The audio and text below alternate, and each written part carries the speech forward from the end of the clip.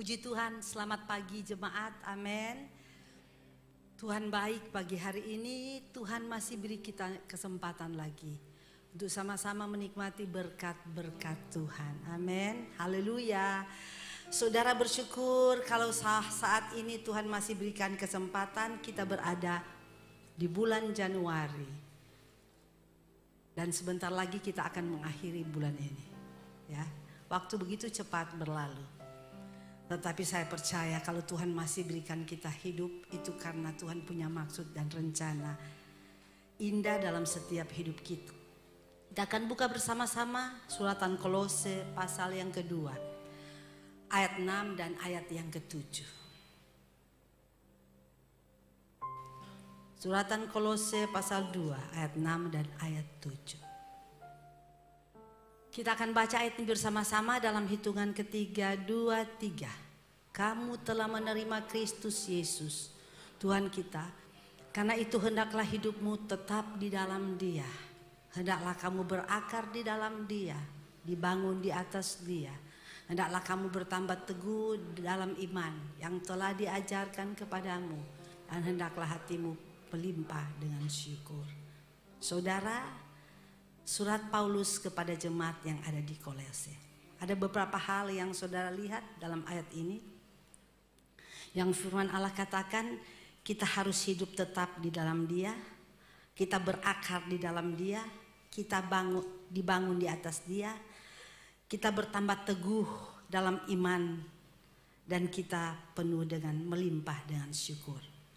Saudara, kalau saudara melihat ayat ini, firman Allah katakan, kalau kamu sudah menerima Kristus Tuhan, hendaklah kamu tetap di dalam Dia. Kalau kamu tuh siapa? Kamu tuh kita. Dan pagi hari ini semua kita sudah menerima Tuhan Yesus sebagai Tuhan dan Juru Selamat. Dan yang firman Allah minta kepada kita harus tetap di dalam Dia. Artinya saudara, kita harus menjadi pengikut Kristus yang kuat. Kita harus berpegang kepada kebenaran firman. Kita harus hidup menurut kebenaran firman. Dan harus tertanam di dalam Tuhan. Ini yang firman Allah inginkan bagi kita. Artinya saudara harus tahu bahwa jangan kita bergeser dari Tuhan. Jangan kita berbalik dari Tuhan. Jangan kita meninggalkan Tuhan, mundur dan keluar dari Tuhan. Jadi kita harus tetap, gak boleh bergeser, gak boleh berbalik, gak boleh mundur, gak boleh tinggalkan dan gak boleh keluar dari Tuhan. Karena kita sudah menerima Dia. Kenapa saudara? Saya mau katakan pagi hari ini kita adalah orang-orang yang sangat beruntung. Karena kita sudah menerima Tuhan dan Juru Selamat kita. Saudara, firman Allah katakan dalam Yohanes pasal 15 ayat 4. Yohanes 15 ayat 4, tolong ditampilkan. Injil Yohanes pasal 15 ayat 4. Tinggallah di dalam aku dan aku di dalam kamu. Sama seperti ranting tidak dapat berbuah dari dirinya sendiri kalau ia tidak tinggal pada pokok anggur. Demikian juga kamu tidak berbuah jikalau kamu tidak tinggal dalam aku. Ini yang Yesus katakan, di mana kita harus tinggal di dalam Dia. Pentingnya kita harus tinggal di dalam Dia. Karena kalau kita tidak tinggal di dalam Dia, kita keluar dari Dia. Kita tidak ada di dalam Dia.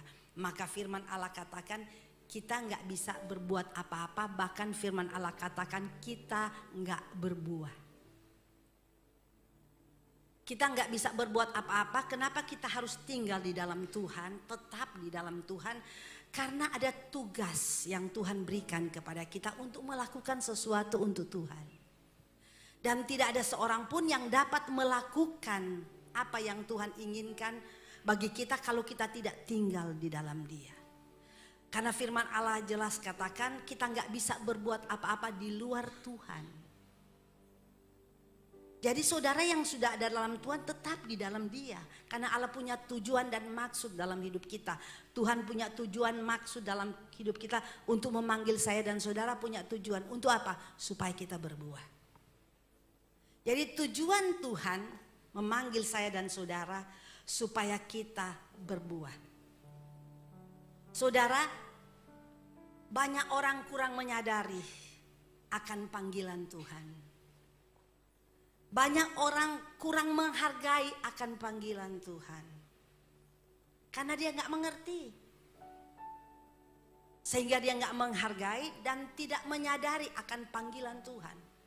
Dia sudah ada di gereja tapi dia tidak pernah sadar tujuan apa.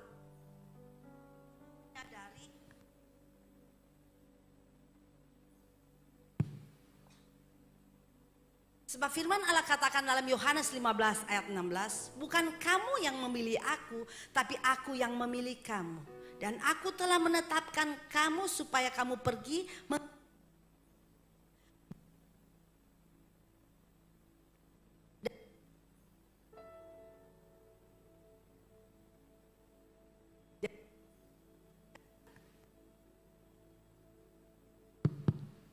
Firman Allah katakan bahwa bukan kita yang memilih Yesus, tapi Yesus yang memilih kita. Tujuan apa Yesus memilih kita? Supaya kita menghasilkan buah. Dan buah yang Tuhan minta kepada kita itu continue, tetap. Selamanya. Tidak berhenti. Selamanya, tetap. Saudara, pohon yang berbuah, tentu saudara tahu bahwa pohon itu sudah cukup tua. Sehingga dia bisa menghasilkan buah. Artinya pohon yang berbuah itu adalah pohon yang bertumbuh. Ada pertumbuhan terjadi.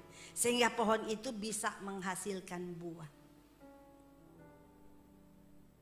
Tidak sembarangan pohon itu berbuah kalau dia baru ditanam. Tentu pohon itu sudah cukup tua sehingga dia bisa menghasilkan buah.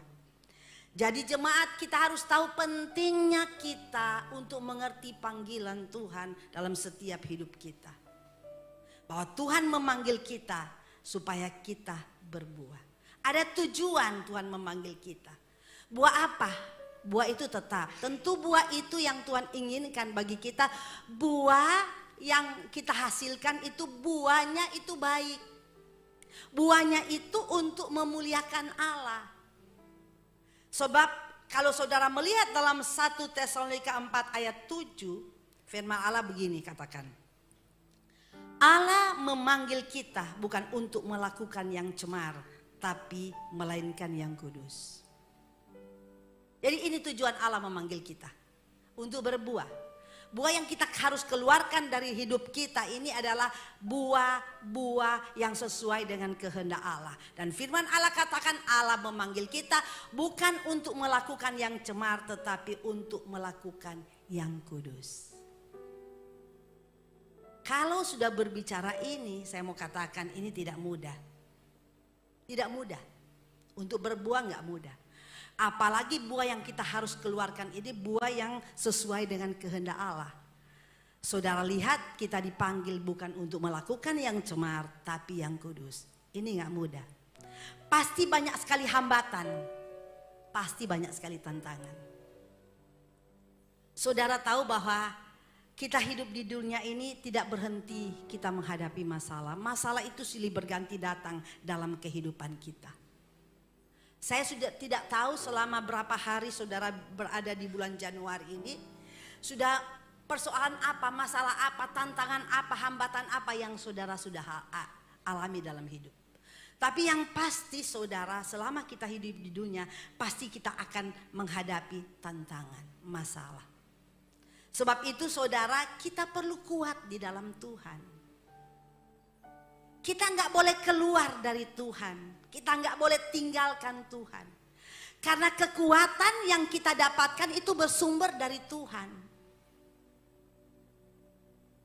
Kekuatan yang kita miliki itu sumbernya dari Tuhan. Karena firman Allah katakan di luar Tuhan kita nggak bisa berbuat apa-apa.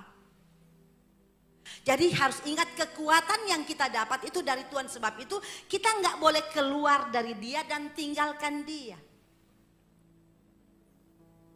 Karena tidak mudah kita menjalankan hidup menjadi pengikut Tuhan yang sesuai dengan rancangan Allah. Kita dipanggil untuk melakukan yang kudus, itu nggak mudah. Saya katakan pasti tantangan kita akan hadapi banyak. Persoalan yang kita akan hadapi banyak. Sebab itu saya katakan kita bersyukur ada di tahun 2024. Tetapi saudara harus tahu bahwa menjalankan hidup tidak mudah. Perjalanan kita ini nggak mudah. Banyak yang kita akan hadapi. Karena apa? Kalau saudara melihat keadaan dunia, saya sering kali katakan kalau kita melihat keadaan dunia hari-hari ini, dunia bukan semakin hari semakin baik, tapi semakin jahat. Dan dunia yang kita hidupi bukan semakin hari semakin mudah, tapi semakin sulit. Semakin banyak masalah yang kita hadapi, semakin sulit kita akan menjalankan hidup. Sebab kejahatan hari-hari ini begitu meningkat dan begitu luar biasa. Kita bisa lihat dan kita bisa tahu apa yang sedang terjadi hari-hari ini. Bahwa dunia bukan lebih hari lebih baik, tapi justru dunia lebih hari lebih jahat. Harusnya kalau kita mengerti bahwa kita hidup di dunia yang jahat hari-hari ini, kita harus waspada. Kita harus waspada, kita harus berjaga. Mestinya seperti itu, tapi kenyataan bukannya anak-anak Tuhan yang tahu bahwa dunia yang kita hidupi ini jahat, bukannya dia waspada dan berjaga, tapi malah dia ikut-ikut jahat. Dia ikut juga melakukan kejahatan. Sebab itu saya mau katakan bahwa kita harus kuat hari-hari ini. Kalau kita nggak kuat hidup hari-hari ini, kita akan ikut juga bersama-sama dengan keadaan yang kita lihat hari-hari ini. Mestinya kalau kita melihat dunia jahat, kita semakin lebih mendekatkan diri kepada Tuhan, semakin kita membangun hubungan kita dengan Tuhan. Sebab saudara, artinya saudara, firman Allah itu sedang digenapi. Firman Allah itu sedang digenapi. Karena semua firman itu pasti digenapi. Dan kita hidup di zaman ini di mana firman Allah itu sedang digenapi. Firman Allah katakan dalam Matius 24 ayat 35, langit dan bumi ini akan berakhir, tapi setiap perkataan Tuhan itu enggak akan berakhir, tetap selama-lamanya. Artinya semua yang ditulis dalam firman Allah itu pasti digenapi. Dan apa yang kita tahu yang sudah ditulis dalam firman Allah itu begitu banyak. Sebab itu saudara, kita tidak bisa hidup lepas dari firman. Kita nggak bisa hidup lepas dari firman. Kenapa saya katakan demikian? Karena firman itu selalu akan menjadi petunjuk hidup kita. Firman itu akan menjadi petunjuk hidup kita. Semuanya kita harus lihat kepada firman.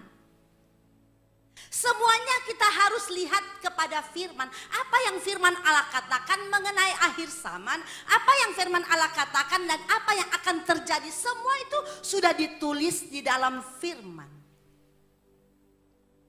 Firman itu menjadi petunjuk hidup. Firman itu adalah manual book kehidupan orang percaya. Jadi Alkitab itu adalah manual book kehidupan kita. Dia yang akan menjelaskan bagaimana kita menjalankan hidup. Firman ini yang akan menjelaskan bagaimana kita mengoperasikan kehidupan kita setiap hari. Itu firman. Itu Alkitab. Semua sudah ditulis di dalam firman. Jadi ingat, hidup kita harus tertuju kepada firman. Karena kita harus sama dengan firman. Bukan firman yang sama dengan kita, tapi kita yang harus sama dengan firman. Sebab itu saya katakan firman ini adalah manual book orang percaya. Kalau saudara memberi barang, saudara, supaya saudara bisa mengoperasikan barang itu dengan baik, ada manual book di dalamnya. Di situ saudara akan belajar cara-cara mengoperasikan produk yang saudara beli. Kalau saudara nggak tahu, di sana ada setiap orang menjualkan barang, dia sudah taruh manual book di dalam supaya orang itu dengan mudah menjalankan, mengoperasikan barang tersebut. Kan seringkali kita nggak tahu, apalagi produk-produk yang baru sekarang yang canggih. Tanpa petunjuk atau manual book kita nggak bisa. Itu barang tidak akan berarti bagi kita kalau kita nggak bisa menjalankan. Seperti saudara mungkin membeli barang, seperti saya pernah membeli barang kayak mixer untuk buah.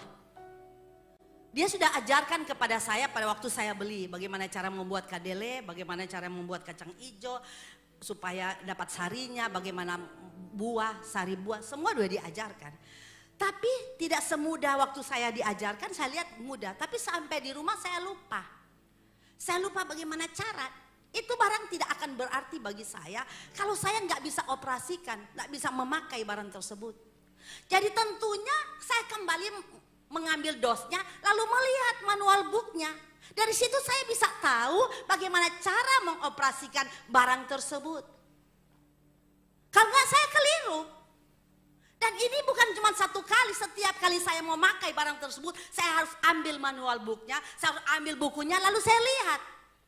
Kalau cuma satu kali sulit bagi saya untuk mengerti. Mungkin cara untuk membuat sari kadele saya tahu. Tapi membuat barang-barang yang lain, sari kadele atau kacang hijau, masak kacang hijau dan jus-jus yang lain saya nggak ngerti. Selalu saya ambil manual book, jangan sampai manual book ini hilang. Karena kalau hilang saya nggak bisa operasikan barang tersebut. Itu artinya barang tersebut sia-sia bagi saya. Padahal saya beli mahal. Dan sampai hari ini barang itu masih ada. Dan kalau saya disuruh pakai hari ini saya juga lupa. Saya lupa, makanya selalu saya katakan saya harus cari bukunya supaya saya bisa menjalankan, dan sampai hari ini barang itu saya nggak pernah pakai.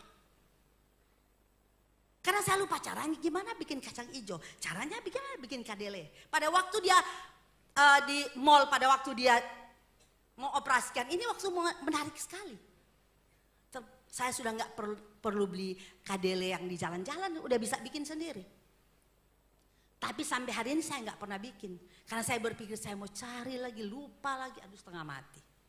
Jadi penting bagi kita untuk melihat manual book kalau saudara membeli barang yang mungkin bagi saudara asing. Begitu juga dengan HP kan. HP sekarang kan canggih. Tapi seringkali kita sulit untuk mengoperasikan HP tersebut.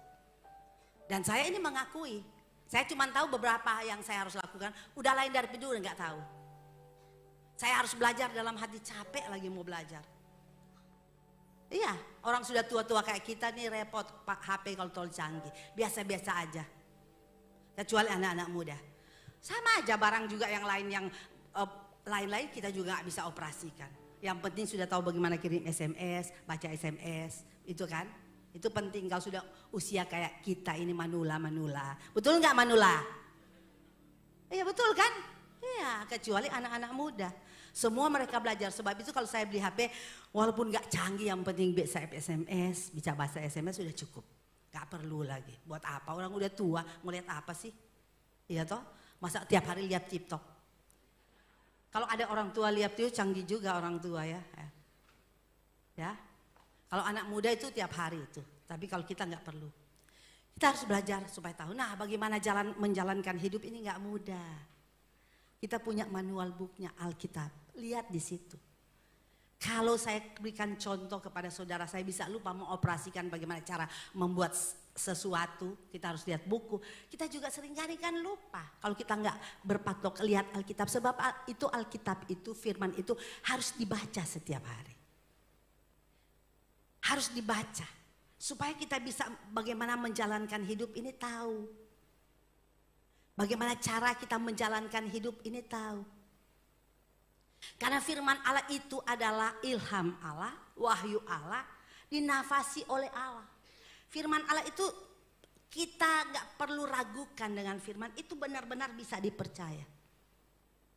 Firman yang kita baca setiap hari, saudara jangan pernah ragukan tentang itu. Itu adalah perkataan Tuhan, itu adalah wahyu Tuhan, ilham Tuhan kepada mereka-mereka yang sudah menulis.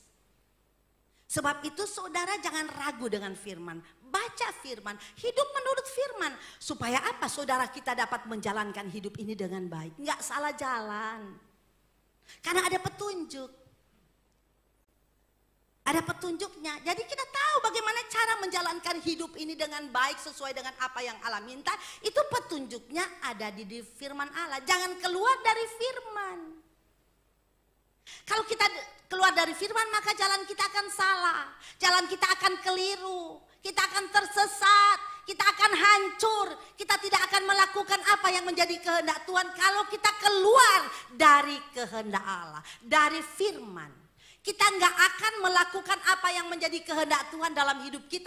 Bagaimana kita tahu kehendak Tuhan dalam hidup kita? Tapi karena kita nggak tahu.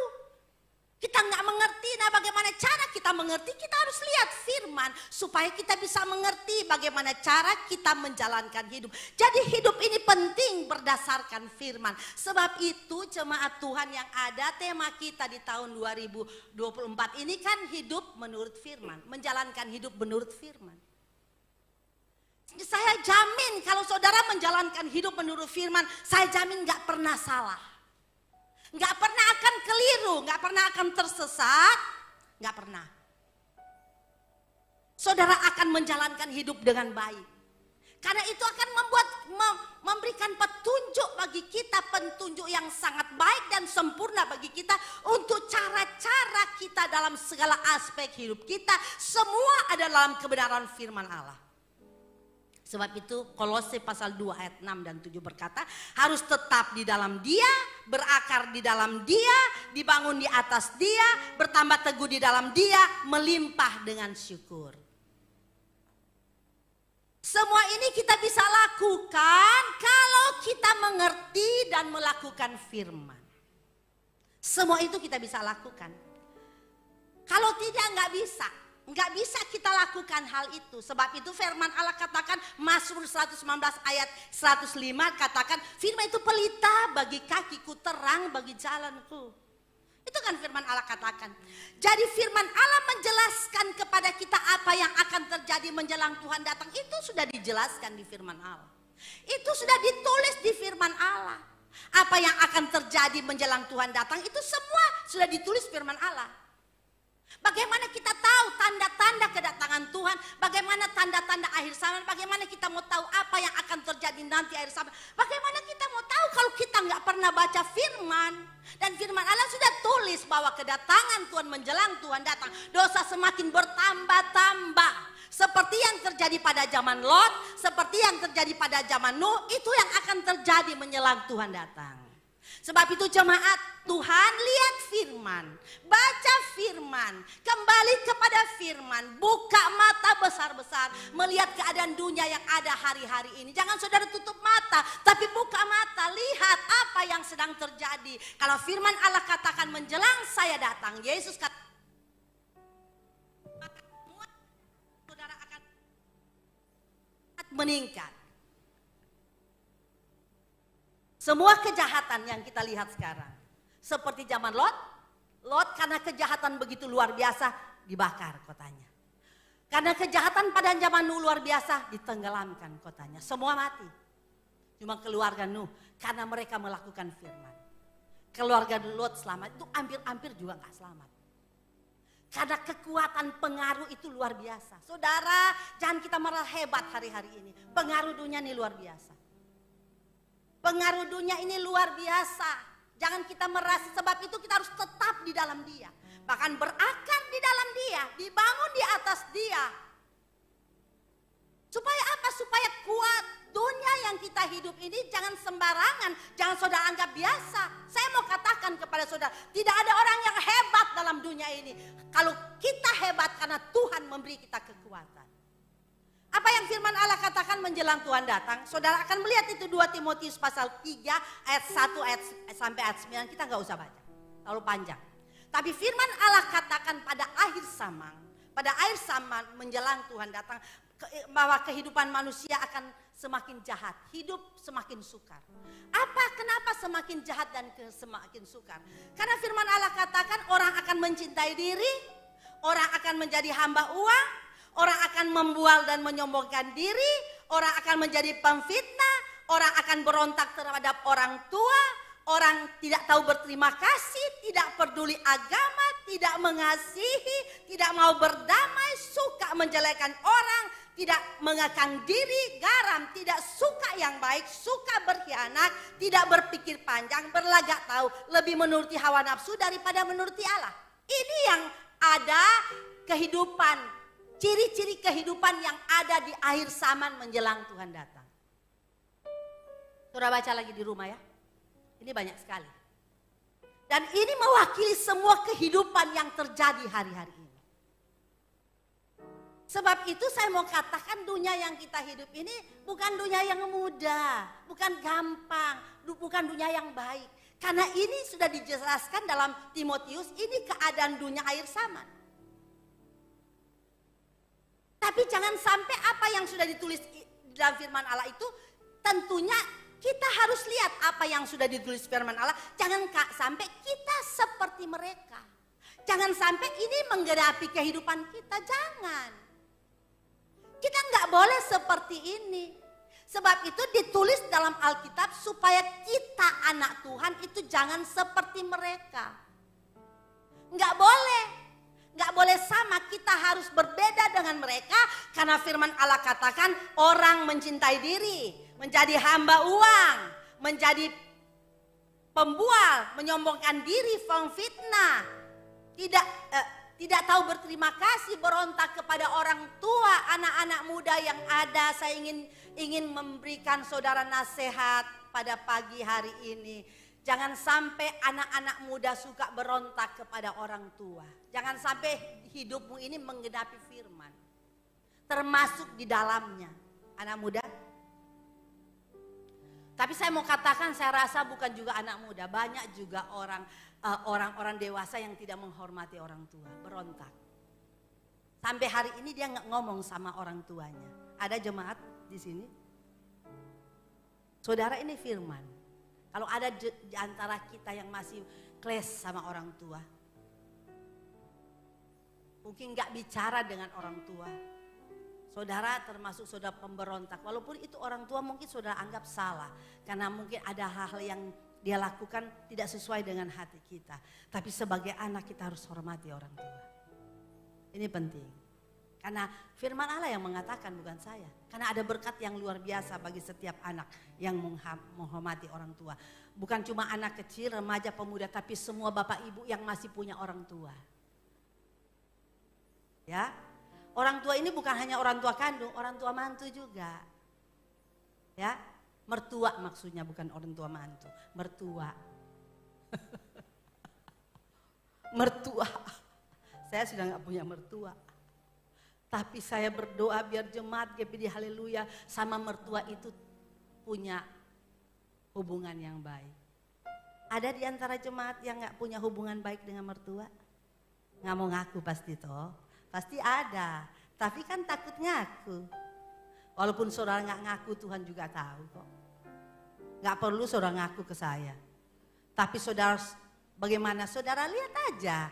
Jadi kalau masih ada sekarang, saudara harus kembali ke firman, ke buku manual kehidupan saudara. Firman Allah bilang apa dengan hubungan kita. Jadi jangan saudara anggap orang tua itu nanti orang tua kandung. Kalau mertua itu kan bukan orang tua saya.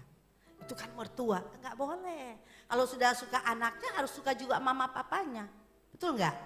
Masa anaknya senang mertua enggak mau? Jangan dong. Kalau enggak ada mertua dia enggak ada. Betul enggak? Walaupun mertua itu cerewet, ada mertua cerewet? Mertua nggak ada yang cerewet. Cuma banyak mulut ada. Kalau cerewet itu nggak ada. Nggak mungkin adalah, apalagi anak Tuhan, nggak masa cerewet. Kalau cerewet yang baik nggak masalah. Tapi ada cerewet sudah nggak benar kata-katanya. Jadi mertua juga harus sadar diri. Ya. Jangan seringkali kita menyalahkan anak mantu kita, tapi kita nggak menyalahkan diri kita. Kalau kita ingin menjadi mertua yang baik, harus bijak, kita juga harus belajar bijak kepada anak mantu-mantu kita, betul nggak? Tapi kalau kita sudah melakukan yang baik, tapi anak mantu masih luar biasa itu, nggak mau tentang kita, nggak peduli dengan kita, saudara berdoa aja kepada Tuhan. Saudara juga mau menuntut, percuma, betul nggak? Saudara menuntut kepada mertua, mungkin biasanya yang menjadi masalah ini mertua anak mantu perempuan. Kalau laki-laki mungkin ada tapi sedikit. Tapi ada juga, ada. Bukan gak ada, karena saya udah pernah lihat ada. Ada, laki-laki, anak mantu laki-laki itu kayak perempuan, lebih dari perempuan. Mudah-mudahan jangan ada anak mantu yang lebih model kayak begini ya. Kasihan loh, betul kasihan mertua itu gak bisa apa-apa. Anaknya itu sudah diancam, kalau kamu peduli dengan mamamu, kamu pergi, saya mau ceraikan kamu. Pergi tinggal sama-sama mertua. Jadi anaknya takut dicerai, dia tetap mengikuti apa yang mamanya bilang. Apa yang suaminya bilang. Karena dia takut kan dicerai. Jadi dia kalau mau kasih uang sama mamanya tuh ngumpet-ngumpet. Ngumpet, padahal gak begitu, gak boleh begitu. Kita sudah dibesarkan, sudah dididik, sudah disekolahkan, pokoknya orang tua itu sampai habis-habisan untuk anak. Jadi kalau orang tua sampai habis-habisan untuk anak, lalu anak tidak tahu berbakti kepada orang tua, ini anak durhaka. Betul. Jadi kalau ada di sini bertobat ya anak-anak. Walaupun saudara sudah tua mungkin. Mungkin ada mertua, mungkin saudara sudah umur kayak saya. Tapi masih ada mertua umur 80, saudara gak pernah hiraukan mertua itu. Hati-hati.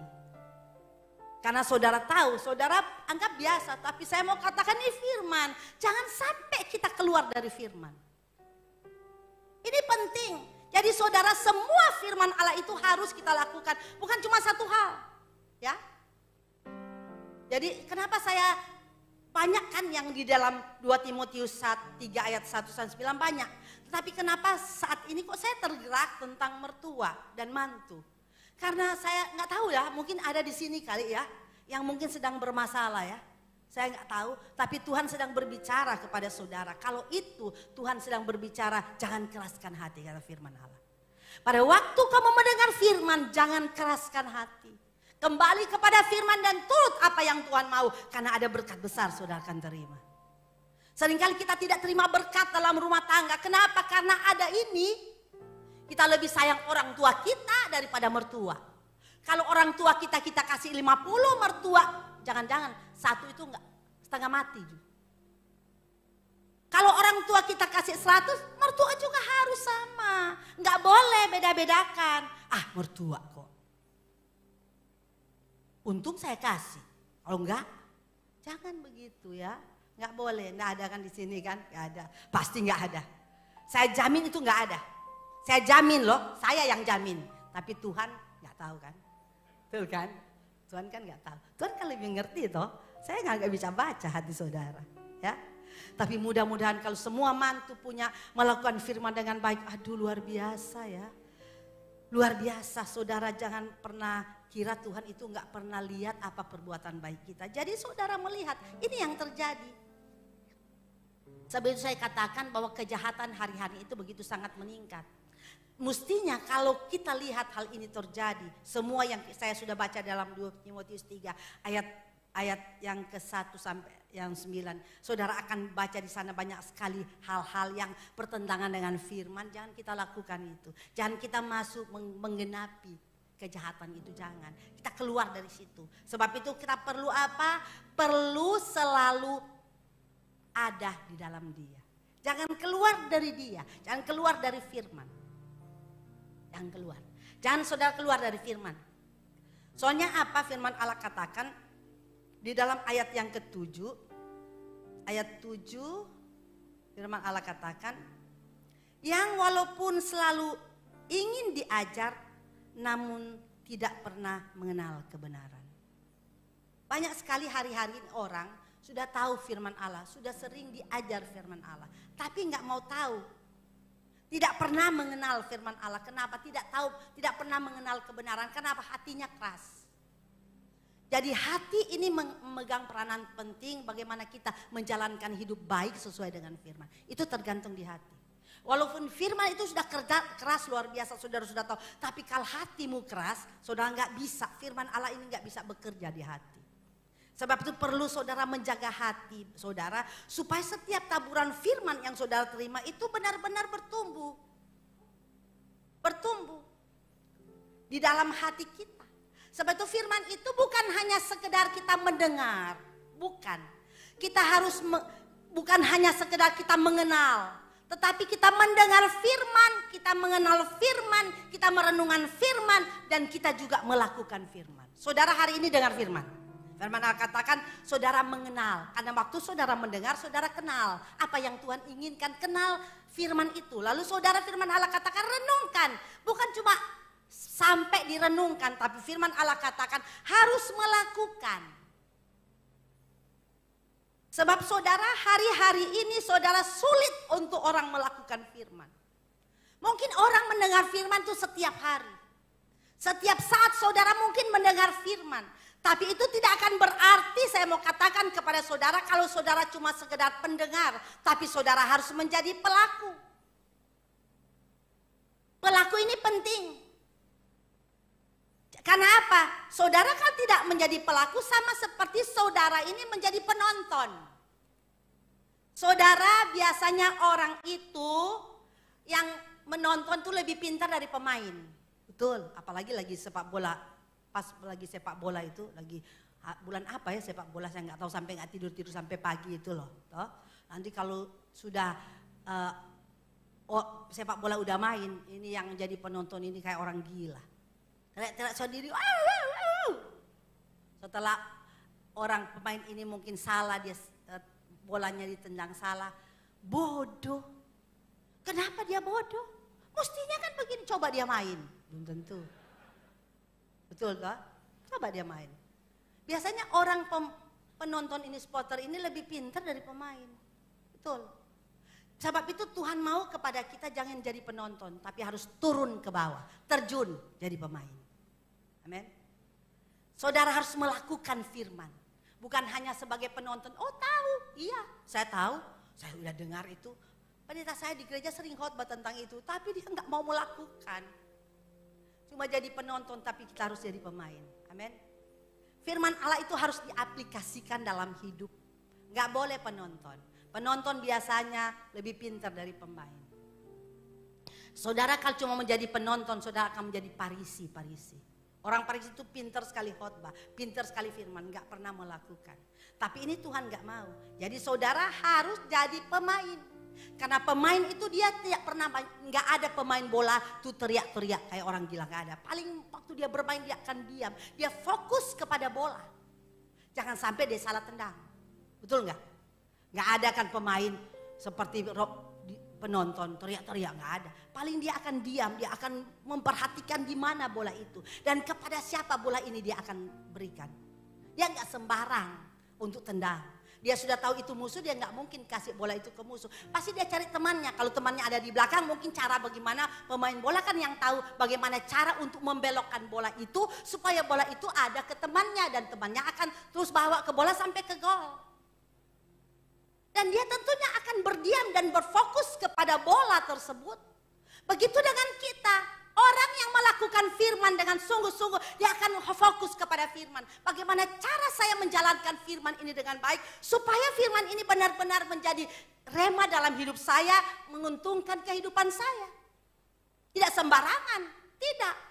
Sebab itu saya mau katakan kepada saudara yang ada pada pagi ini, jangan jadi penonton, tapi jadi pemain. Terjun ke dalam, lakukan firman itu, masuk sampai ke dalam. Saudara harus aplikasikan firman dalam hidup kita. Karena Matius pasal yang ke-7 ayat 24 berkata, setiap orang yang mendengar perkataanku ini dan melakukannya, ia sama dengan orang yang bijaksana yang mendirikan rumah di atas batu. Ini kan firman Allah katakan. Artinya begini, firman Allah bilang kepada kita, kalau kita melakukan firman, kita akan menjadi orang yang bijak dan kuat. Ini artinya. Orang yang mendengarkan perkataanku dan melakukannya, dia sama dengan orang bijak yang mendirikan rumah di atas batu. Artinya firman Allah bilang kepada kita saat ini, orang yang melakukan firman Allah adalah orang yang bijak dan kuat. Nggak mudah hancur, nggak mudah tergoda. Itu adalah orang-orang yang melakukan firman gak mudah tergoda. Dunia ini godaannya banyak. Godaannya banyak. Jangan saudara pikir dunia ini godaannya banyak. Banyak godaannya, apalagi dengan adanya internet. Dengan adanya saudara melihat HP di tangan saudara. Godaannya kan banyak. Yang setiap hari saudara lihat kan TikTok. Menarik toh?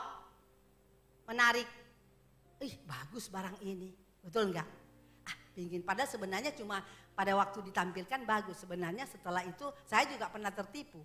Sering. Saya tuh kalau seringkali coba beli baju cuma 125.000. Tuh bagusnya minta ampun. Minta ampun sampai waktu dia perlihatkan itu dilihatnya tuh bagus jahitannya. Datang di rumah gak bisa pakai. Betul gak bisa pakai. Sudah gak bisa pakai terpaksa saya kan gak mungkin pakai kasih lagi orang. Tapi gak kapok. Sebentar lihat ada lagi yang bagus, beli lagi. Dalam hati ini memang lihat tuh godaannya. Ini saya mengakui aja. Mungkin jemaat di sini pernah ya seperti itu. Nggak pernah? Hah? Oh pernah ya betul. Sama dong Pak ya. 1-0 ya. Iya betul. Duh bagusnya minta ampun, saya tertarik sekali. Kok cuma 125 ya, murah sekali. Ada malah cuma 60.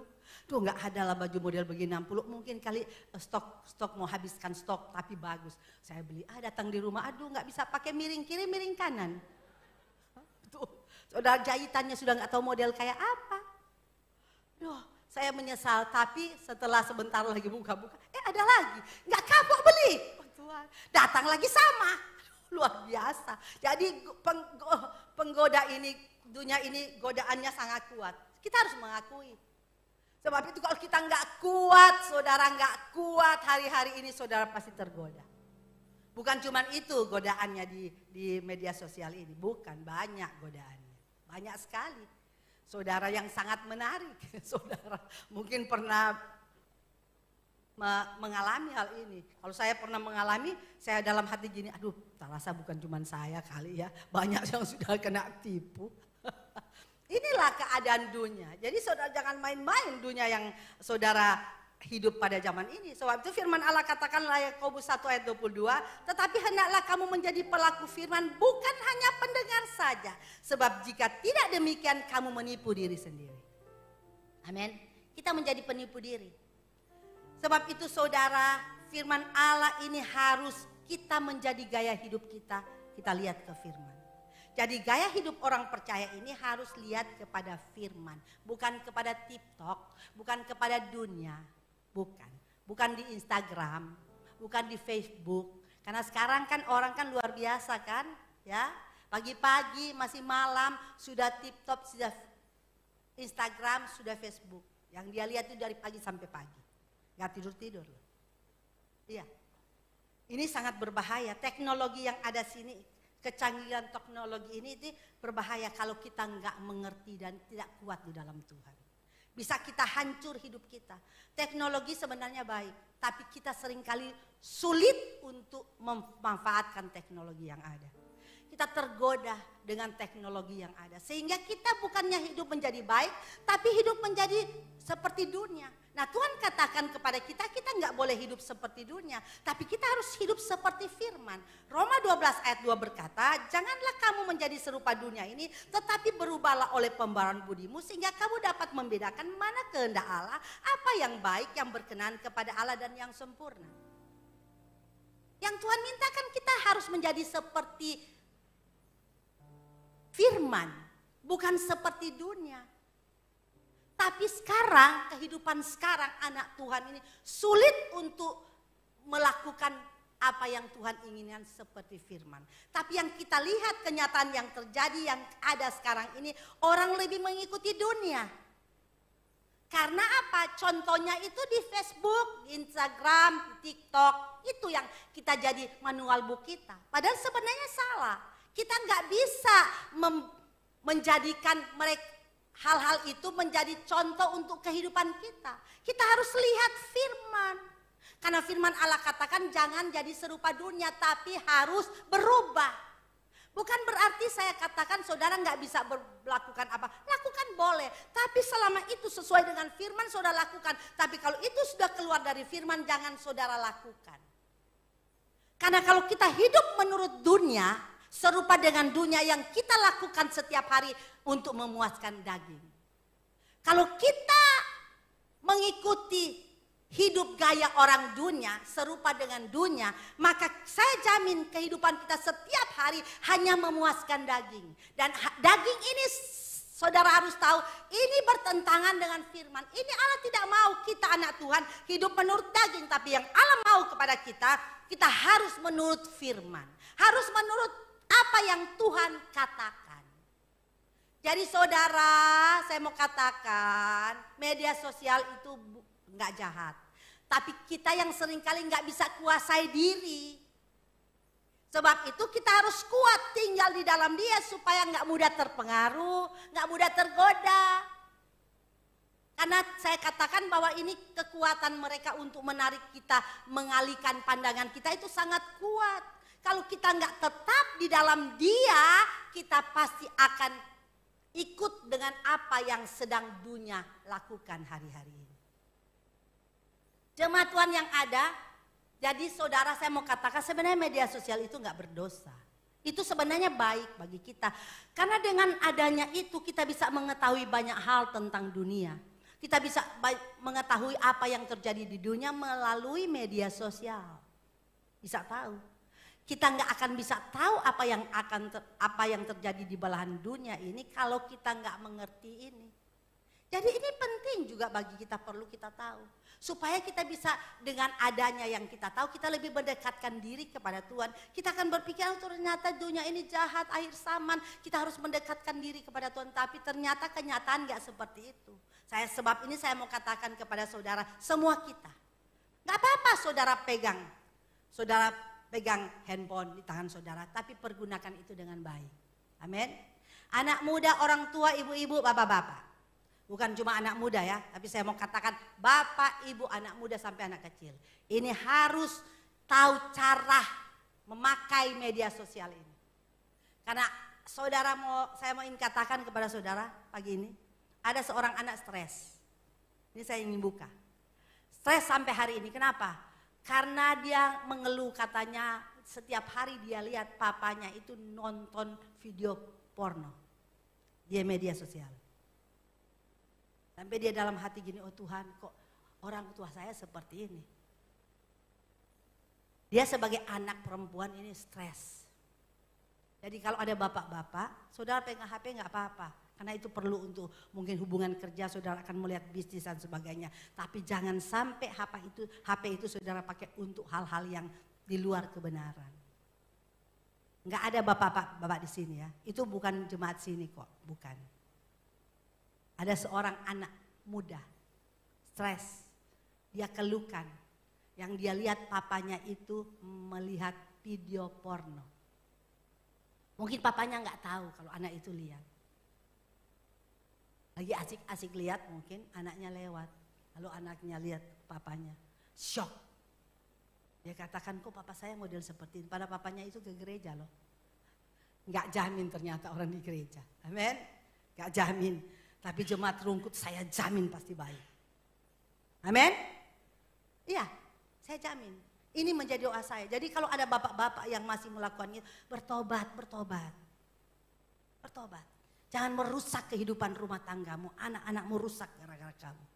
Dan ini tanggung jawab orang tua besar kalau sampai merusak anak cuma gara-gara kelakuan kita yang gak baik. Betul. Jadi kalau ada bapak-bapak ya, maaf ya, saya ingin bicara ini. Kebetulan saya membawa hal ini, saya ingin bicara. Jadi kalau bapak-bapak, suami-suami yang suka nonton porno di HP atau di mana aja lah, pokoknya media sosial, stop, hari ini stop, bertobat ya, bertobat. Kalau Tuhan masih berbicara itu Tuhan cinta supaya saudara akan selamat. Sementara saudara nonton video, lalu saudara dipanggil Tuhan, ya kasihan saudara. Bukan malaikat yang bilang mari sambut, tapi iya. Betul kan? Iya toh. Tapi mungkin saudara pikir kok bapak-bapak, ada juga ibu-ibu. Ada, ibu-ibu muda. Ibu-ibu yang sudah 70 saya rasa sudah enggak ada. Ya, enggak ada umur 70. 60 aja saya rasa sudah enggak ada. Yang biasa itu ibu-ibu muda yang musim 30-an ya, 50 ke bawah kali ya. Atau 50 ke atas saya juga enggak tahu. Itu harus survei ya, harus membuat survei lah. Kita harus membuat survei. Nggak ada, tapi biasanya kalau sudah umur 70, 60 ke atas sudah nggak ada. Sudah nggak pikiran-pikiran begitu kalau sudah tua. Pikiran cucu, betul nggak? Pikiran bagaimana anak-anak saya, sudah nggak ada pikiran-pikiran kotor seperti pengerja. Saya pernah khotbah di wanita, dia bilang biasanya yang kotor-kotor itu ibu-ibu di bawah umur 60 katanya. Kotor apa? Pikirannya kotor. Kami sampai ketawa. Tapi saudara, jadi ini hati-hati. Ada juga ibu-ibu. Bahkan anak muda yang paling banyak, remaja anak muda. Saudara harus hati-hati dalam hal ini, hati-hati ya. Saudara punya anak, awasi, jangan saudara biarkan begitu. Orang tua tugas mengawasi anak, melihat perkembangan anak, apa yang sedang dia lakukan itu perlu dilihat. Kalau sudah keluar dari firman, saudara tegur dia, jangan takut dengan anak ya. Jadi jangan ada orang tua takut kepada anak, jangan pernah ada. Jangan pernah ada, betul. Kalau saudara takut kepada anak, saudara sudah enggak cinta anak saudara. Memang pasti pada waktu saudara menegur, anak saudara akan berontak. Karena banyak anak-anak yang enggak tahu manusia, enggak tahu diri. Kalau orang tua ngomong sedikit dia sudah merontak minta ampun. Sampai orang tua ketakutan mau tegur dia. Ya betul, bukan enggak ada. Sampai mamanya itu kalau mau tegur dia atau papanya takut kalau nanti dia merontak. Anak model begini luar biasa ya. Minta ampun anak model begini ya. Banyak berdoa ibu-ibu supaya anak-anak kita jangan sampai seperti itu ya. Makanya saudara harus bukan keras tapi harus bijak dengan anak. Kalau perlu harus ditegur, jangan usah takut, jangan takut. Tuhan pasti akan bela saudara. Memang saudara mungkin mereka akan berontak, ngomong, teriak, sudah gak mau ngomong sama kita, udah gak pulang. Gak usah peduli. Saudara lakukan aja firman ya. Jangan ada anak takut orang tua takut anak, jangan ada. Soalnya ini banyak terjadi. Orang tua kasihan nggak bisa apa-apa, takut. Apalagi kalau anak itu sudah kerja, lalu orang tua sudah pensiun, nggak ada pendapatan. Nanti kalau saya marah dia nggak kasih uang sama saya. Ada kan yang begitu? Jadi semua apa yang anak bikin orang tua takut, mau tegur takut. Nanti kalau takut dia sudah nggak mau kasih uang sama saya. Oh, luar biasa anak begini, ya. Nggak usah takut ibu-ibu, bapak-bapak, jangan takut dengan anak. Takut kepada Tuhan. Karena kalau saudara takut kepada anak, nggak takut Tuhan, saudara nggak tegur dia, berarti saudara nggak takut Tuhan. Tugas yang Tuhan bebankan kepada kita orang tua, kita nggak lakukan dengan baik. Saudara melihat, kan ada contoh di Alkitab, anak dari siapa? Anak dari siapa? Imam siapa? Imam Eli. Dia imam dipakai Allah, tapi dia nggak mau tegur kejahatan anak. Apa yang terjadi? Tuhan kan marah, Tuhan gak suka. Jadi itu contoh di Alkitab, makanya semua ada di Alkitab, semua ditulis supaya menjadi contoh bagi kita menjadi orang tua yang bijak, menjadi orang tua yang baik. Bagaimana kita menjalankan hidup sebagai orang tua untuk mendidik anak seperti apa, semua ada di dalam Alkitab.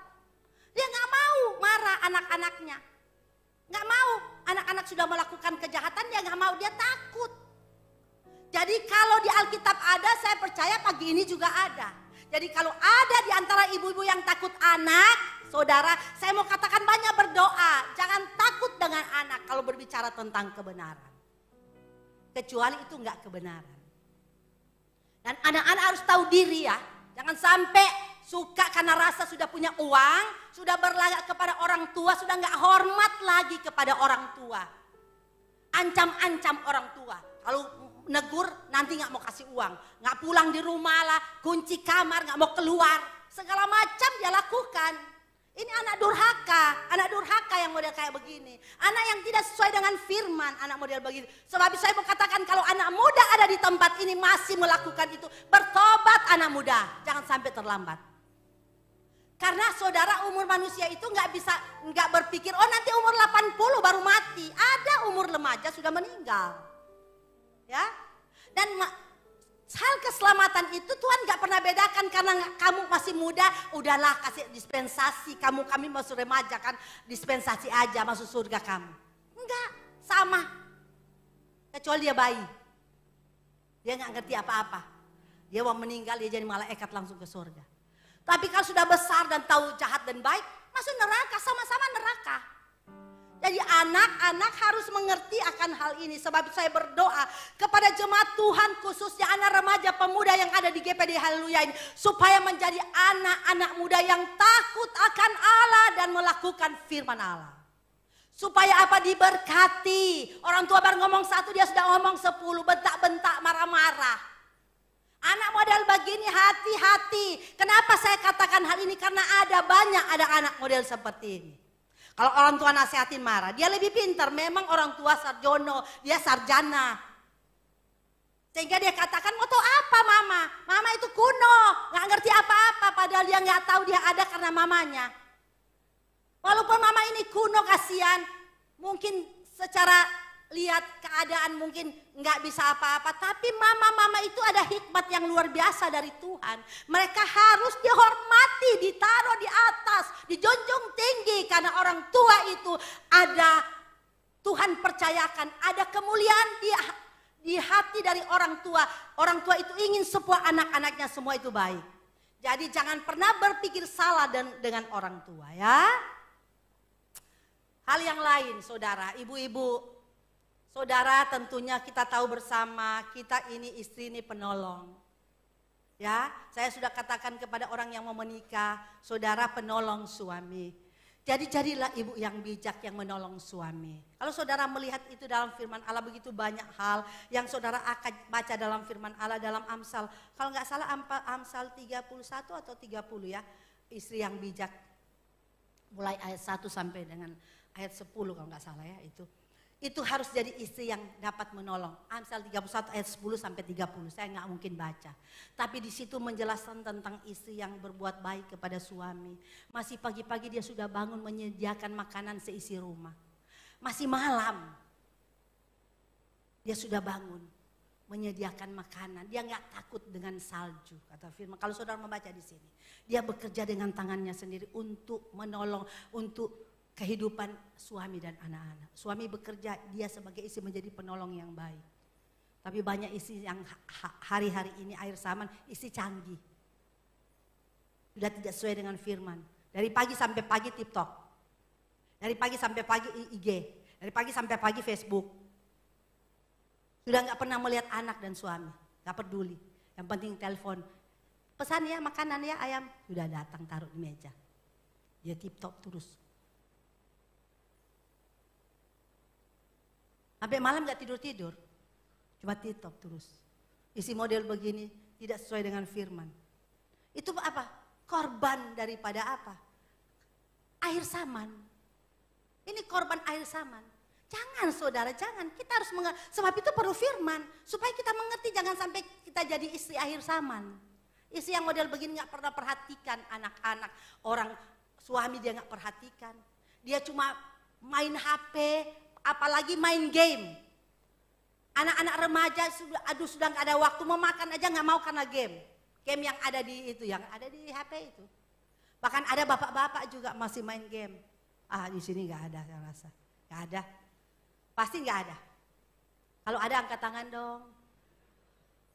Coba dong angkat tangan. Nggak apa-apa kok. Atau istri yang masih main game. Oh bapak main game? Iya jujur kan Pak, ya jangan Pak ya bertobat aja Pak ya. Oh baru nanti ketagihan. Nanti kalau istri sudah panggil Papa, tunggu dulu. Bisa ketagihan loh, iya jangan anggap enteng. Ini bisa ketagihan jadi jangan kalau bisa saya merasa lebih baik Bapak baca firman aja lah. Supaya jadi Bapak yang bijak, amin. Bapak yang baik yang dapat membina istri dan anak-anak. Betul enggak? Ini cuma satu yang ngaku, yang lain enggak ngaku. Luar biasa ya. Ngaku aja lah enggak apa-apa. Enggak usah ngaku sama saya kan malu, ngaku sama Tuhan. Jadi kalau ada yang seperti itu bertobat, itu enggak sesuai dengan firman. Itu merusak kehidupan rohani kita, merusak hubungan kita dengan Tuhan, merusak bagaimana kita membangun hubungan dengan Tuhan. Kalau itu hal-hal itu sudah anggap kecil, tapi ini sangat berbahaya. Sebab itu kenapa Paulus katakan jemaat di Kolose harus kuat, harus tetap di dalam Dia. Kenapa? Dan hal yang kedua saudara tahu, kita harus berakar di dalam Dia. Kenapa? Saudara tahu fungsi daripada akar? Akar itu adalah fondasi pohon. Akar itu yang memberi kekuatan kepada pohon. Pohon tanpa akar mudah roboh, mati. Semakin dalam akar pohon itu, semakin kuat pohon itu. Walaupun dia hadapi badai dan angin, dia tetap berdiri. Karena akar, jadi akar itu fondasi. Seperti rumah punya fondasi, Kalau saudara walaupun rumah megah, tapi kalau dia nggak punya fondasi cuma di atas tanah, rumah itu nggak kuat. Rumah yang bagus dia pasti akan membuat fondasi yang dalam. Supaya walaupun badai hujan, fondasi rumah itu kuat, nggak mudah roboh. Jadi akar itu adalah fondasi. Tuhan mengumpamakan kita seperti pohon. Jadi akar kehidupan kita ini harus tertanam, tertancap, masuk. Akar kan ada di bawah tanah. Nggak mungkin akar di atas tanah. Memang ada akar yang di atas tanah. Memang. Kan? Tapi itu pohon itu yang akar di atas tanah nggak kuat. Mudah sekali hancur. Tapi akar yang masuk ke dalam ini nggak mudah hancur. Jadi akar itu bagaikan fondasi sebuah pohon. Dan Tuhan katakan kita harus berakar. Berakar di mana? Di dalam Tuhan. Masuk sampai ke dalam. Akar yang masuk sampai ke dalam dia akan mengisap banyak sekali nutrisi. Dan membuat pohon itu subur dan kuat. Kalau saudara sebagai anak Tuhan berakar di dalam Tuhan. Berakar di dalam firman. Masuk sampai ke dalam. Saudara akan melihat hal-hal yang luar biasa. Ada hal-hal yang indah yang saudara akan lihat kalau saudara masuk ke dalam.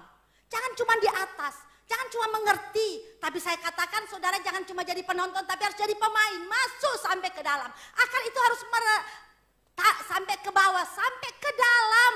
Semakin dalam akar semakin kuat pohon tersebut. Semakin saudara berakar di dalam firman, maka semakin kuat kehidupan rohani kita. Gak mudah tergoda, gak mudah tergoda dengan keadaan dunia. Gak mudah hancur. Karena apa? Kita tertanam di dalam firman. Sebab itu harus tertanam di dalam firman. Karena pada waktu kita tertanam di dalam firman, ada hal-hal yang luar biasa yang saudara gak tahu. Tuhan akan beritahu. Melalui apa? Melalui akar itu. Karena akar itu kan mengisap nutrisi. Kita akan melihat banyak hal tentang kebenaran yang tidak pernah kita tahu. Tuhan akan beritahu kepada kita. Tuhan akan beri kita kemampuan untuk menghadapi segala sesuatu yang ada dalam dunia ini. Karena dunia ini jahat. Kalau akar rohani kita sampai ke dalam, iman kita berakar sampai ke dalam.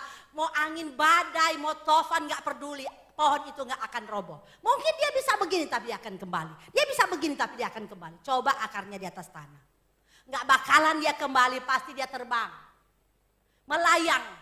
Tapi kalau akarnya tertancap sampai ke dalam. Walaupun angin badai, tofan datang, mungkin pohon itu akan begini ke tanah. Tapi dia akan kembali begini. Dia akan begini, dia akan kembali begini. Begitu dengan kehidupan kita. Badai dunia ini akan begitu luar biasa ingin menerpa saudara. Tapi saya mau jamin dan percaya kalau saudara berakar di dalam firman. Badai itu bisa datang tapi saudara tetap kokoh di dalam Tuhan. Karena apa? Ada kekuatan yang luar biasa. Amin. Tuhan itu baik bagi kita.